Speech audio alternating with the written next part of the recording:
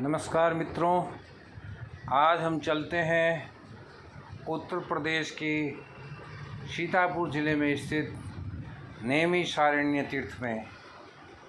नैमिषारण्य का उल्लेख शास्त्रों में हर जगह मिलता है। नैमिषारण्य स्थित चक्र तीर्थ में इसका बना हुआ आप महत्व बताइए। ये नैमिषारण्य ये ब्रह्मा जी का ब्रह्मनोबय चक्र है। ब्रह्मा जी ने ऋषियों को पवित्र भूमि बतलाने के लिए इसको अपने मन से उत्पन्न किया और ऋषियों को आदेश दिया जहाँ पर इसकी नेमी छीड़ होगी वहीं पर पवित्र भूमि होगी। 7 लोक ऊपर होते हैं, 7 नीचे होते हैं। 14 लोकों में गया, सप्तद्वीप में गया, 9 अरण्य में गया, इसको कहीं पवित्र भूमि नहीं मिली। पहले जो आप ये कुंड देख रहे हैं ये हवन कुंड था। ऋषि इसमें हवन करते थे। हवन के धुएं ने इसको अपनी ओर आकर्षित किया। यहाँ पर उसकी नेमी छीड़ हुई। गिरते ही उसने चक्रों को काटना शुरू कर दिया। 1 पाताल, 2 पाताल, इस प्रकार 6.5 पाताल का भेदन है यहाँ पर। और जो सत्यनारायण की कथा आप लोग घर में सुनते हैं उसका पहला प्रतिभाव यही हुआ। पहला स्टूडेंट निकलता एकदा नैमिषारण्य शेष उनका दया। रामायण में बालकांड में बाबा तुलसीदास ने लिखा है, तीर्थ वर नैमिष विख्याता अति पुनीत साधक सिद्धाता। ये ऋषियों के तपोभूमि है और ये वो दरबार है जहाँ पर महर्षि दधीच ने जन कल्याण के लिए देवताओं के राजा इंद्र को अपना शरीर दान दिया। दही नमक लगाकर अपना शरीर गैयों से चटवाया। उनकी हड्डियों से 3.5 वज्र बने। गांडीव नाम का धनुष बना जो महाभारत में अर्जुन के काम आया। पिनाक जनक जी के यहाँ जाके तोड़ा। सारंग नाम का धनुष बना जिसको भगवान विष्णु ने ग्रहण किया, सारंगी कहलाए। वो आधे वज्र से देवताओं के राजा इंद्र ने वृत्तासुर नामक दैत्य का वध किया। महर्षि दधीच की स्मृति में यहाँ पर परिक्रमा होता है। फाल्गुन की प्रतिपदा से लगाकर पूर्णिमा तक 84 कोष मंडल का परिक्रमा होता है। पृथ्वी पर जितने भी देवी देवता सब यहाँ पर मौजूद हैं। यहाँ पर गया भी है, प्रयाग भी है, काशी भी है, बनारस भी है, चित्रकूट भी है। सारे देवी देवताओं का यहाँ पर वास है बाबू जी। धन्यवाद। तो मित्रों, आपने सुना नैमिषारण्य का महत्व। यहाँ महर्षि दधीचि ने अपनी अस्थियों का दान दिया। यहाँ 84 लाख देवी देवताओं का निवास है।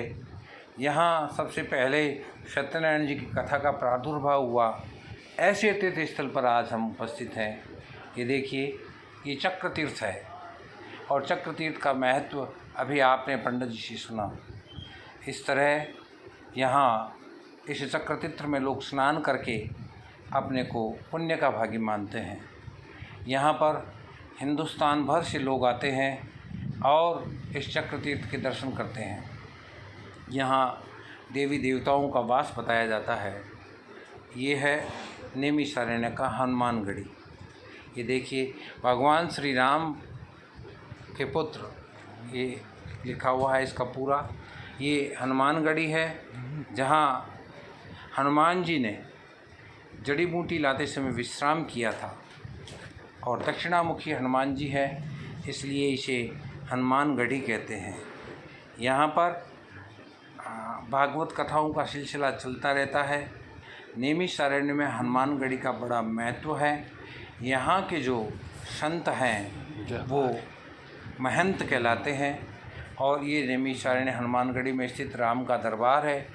ये देखिए, गोमती नदी के किनारे बसा यह शहर नैमिषारण्य शास्त्रों के हिसाब से बड़ा महत्व है। हम जब यहाँ पहुँचे तो यहाँ भागवत कथा का समापन हुआ था। दक्षिण भारत से लोग आए हुए थे और यहाँ इस दिन शोभा यात्रा निकाली जा रही थी। आपकी दक्षिण भारत की यात्रा का शोभा यात्रा का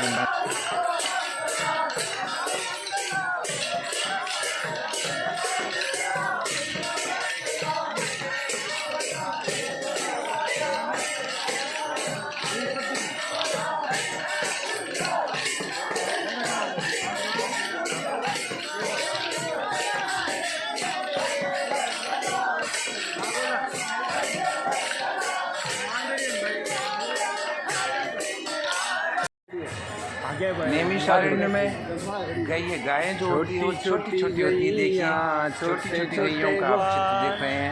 गाय का आकार जो है छोटा है, गायों का आकार छोटा होता है नैमिषारण्य में। और ये गोमती नदी का तट है जहाँ सुबह सुबह का स्नान महिलाएं, यात्री और तीर्थयात्री कर रहे हैं। गोमती नदी के तट पर स्नान का सुबह का दृश्य है। ये गोमती नदी का तट है।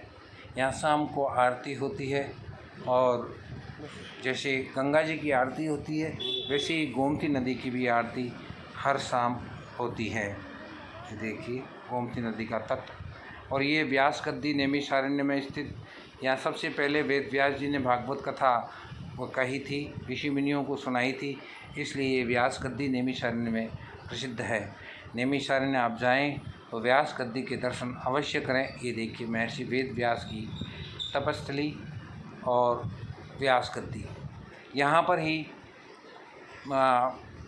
पृथ्वी पर सबसे पहले मनु और शत्रुपा का जो हुआ, ये मनु और शत्रुपा के तपस्थली है नैमिषारण्य में। आइए हम मनु और शत्रुपा की तपस्थली के मंदिर में दर्शन करने के लिए चलते हैं।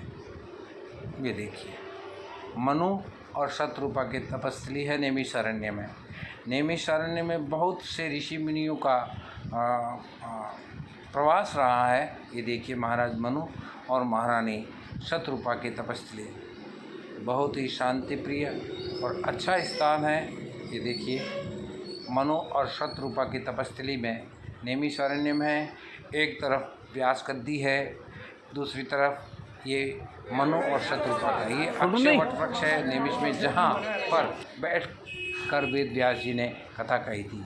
ये नैमिषारण्य में शक्तिपीठ है, ललिता देवी का मंदिर है।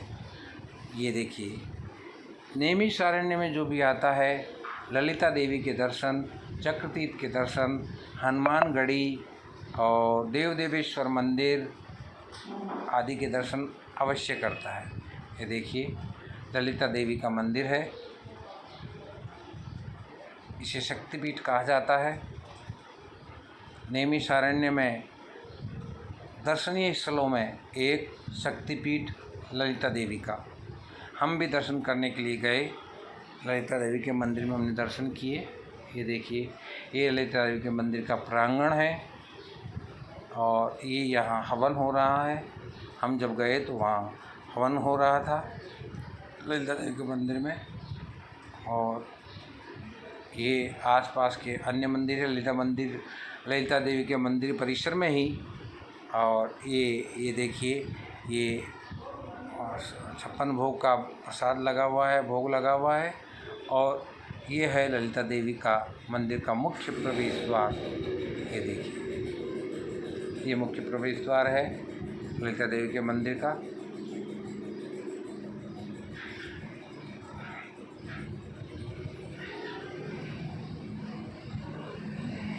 ये ललिता देवी का मंदिर का मुख्य मंदिर। ये माँ शक्तिपीठ ललिता देवी के दर्शन। ये देखिए और अब हम चले हैं देव देवेश्वर महादेव नैमिषारण्य में। नैमिषारण्य के पास ही देव देवेश्वर महादेव का मंदिर है। अगर आप नैमिषारण्य जाएं और देव देवेश्वर महादेव के दर्शन नहीं करें तो आपकी नैमिषारण्य की यात्रा अधूरी कही जा सकती है। ये देखिए गोमती नदी के तट पर बना ये देव देवेश्वर महादेव मंदिर। यहाँ के वृक्ष की एक विशेषता है, यहाँ आप गौर से देखेंगे तो इस वृक्ष में आपको गणेश जी की मूर्ति दिखेगी, प्रतिकृति दिखेगी। ये देखिए गणेश भगवान की सूंड और ये गणेश भगवान के, ये देखिए ये इस वृक्ष की खास है जिसमें गणेश जी की आकृति दिखाई देती है। ये देखिए एक दो नहीं कई। और यहाँ लोग अपनी मनोकामना पूरी करने के लिए, मांगने के लिए करते हैं। ये देव देवेश्वर महादेव मंदिर है। ये देखिए ये अलग तरह का महादेव है, शिवलिंग। और ये यहाँ के पुजारी जी हैं। ये गोमती नदी का तट है। उत्तर प्रदेश सरकार ने इसको बहुत ही अच्छे से किया है डेवलप। यात्री यहाँ आकर, भक्त यहाँ आकर हो सकते हैं। और अब हम पहुँचे हैं नैमिषारण्य के रुद्रावत महादेव में, जहाँ बेलपत्र डूबते हैं और फल तैरते हैं। एक अनोखा महादेव का स्थान जहाँ आपको फल तैरते मिलेंगे और बेलपत्र डूबते शिव जी के ऊपर चढ़ते हुए मिलेंगे। ये देखिए यहाँ प्रसाद के रूप में दुकानें लगी हुई है। आप कहीं से भी अपना ये पूजन सामग्री ले सकते हैं। गोमती नदी के अंदर ही बताते हैं कि महादेव का स्थान है और जहाँ जल, दूध, बेलपत्र, फल आदि चढ़ाए जाते हैं। महादेव बेलपत्र तो स्वीकार, ऐसा कहा जाता है कि महादेव अपना बेलपत्र तो स्वीकार कर लेता है और बाकी फल जो है वो तैरते रहते हैं, आपको प्रसाद के रूप में दिए जाते हैं। हमने भी ऐसा ही प्रयोग किया, बेलपत्र डूबे और फल तैरते रहे। आप भी अभी देखेंगे ये रुद्रावत महादेव की बारे में जो किदवंती है वो कहा है। ये देखिए, ये जल के अंदर है, जल के अंदर है महादेव। ये देखिए,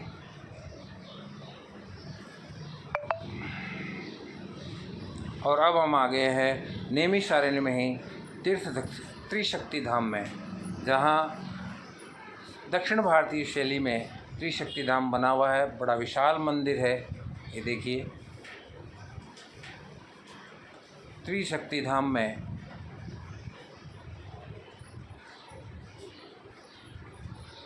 दर्शन करने के लिए ये देखिए बहुत ही सुंदर मंदिर का परिदृश्य, प्रांगण, साफ़ सफाई बहुत अच्छी, यहाँ ठहरने की व्यवस्था भी है, बड़े बड़े हॉल हैं।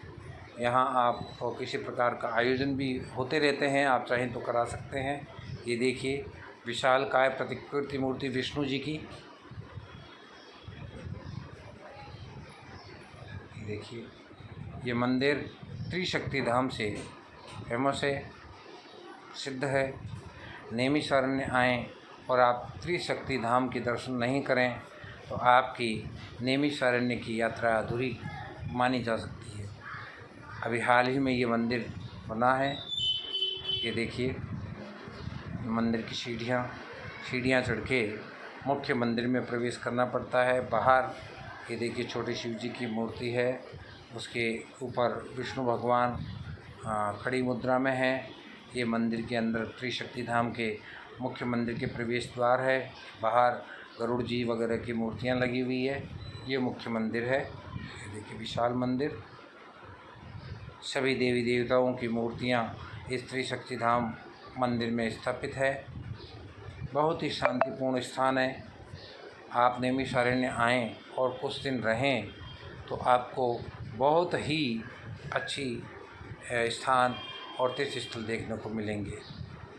देखिए, हम भी इन विभिन्न प्रकार की देवी देवताओं के दर्शन करते हुए मुख्य मंदिर की ओर बढ़ रहे हैं। ये मुख्य मंदिर, ये देखिए, ये नंदी है, शिव जी का मंदिर है। कान में अपनी मनोकामना कही जाती है, पूर्ति होने पर यहाँ वापस आकर कहते हैं। ये मान्यता है कि यहाँ नंदी के कान में अपनी मनोकामना कहने से उसकी पूर्ति होती है। आपने देखा होगा कई लोग आए और कान में कुछ कह के गए। ये देखिए, ये त्रिशक्ति धाम का मंदिर त्रिपुरा सुंदरी है। त्रिशक्ति धाम त्रिपुरा सुंदरी के नाम से। देखिए, ये नरसिंह अवतार नरसिंह भगवान के मंदिर, और इस तरह से बहुत ही सुंदर और अच्छा मंदिर नैमिषारण्य में बना हुआ है। देखिए, विभिन्न देवी देवताओं की मूर्तियाँ बहुत ही सुंदर ढंग से बनाई हुई है, सुरक्षित रखी हुई है। देखिए, ये मंदिर दर्शन करते हुए तो भक्तजन जो है वो आ रहे हैं। ये इसके पास ही बना हुआ ये भी त्रिशक्ति का है। माँ दुर्गा का विशालकाय मूर्ति, अन्य देवी देवताओं की मूर्ति भी पास में है। ये देखिए, भुवनेश्वरी देवी, सभी 9 देवियाँ यहाँ विराजमान हैं।